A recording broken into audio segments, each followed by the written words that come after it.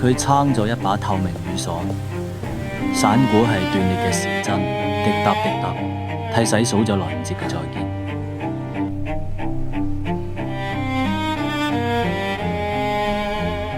車流從身邊趕過，前一節節被剪掉嘅片頭，尾燈拖成3秒後嘅尾音。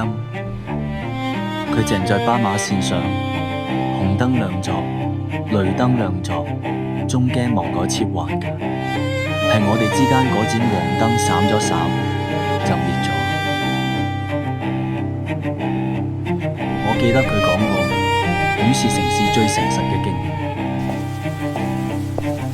今晚竟碎成1萬滴，每一滴都映出佢唔翻頭嘅情。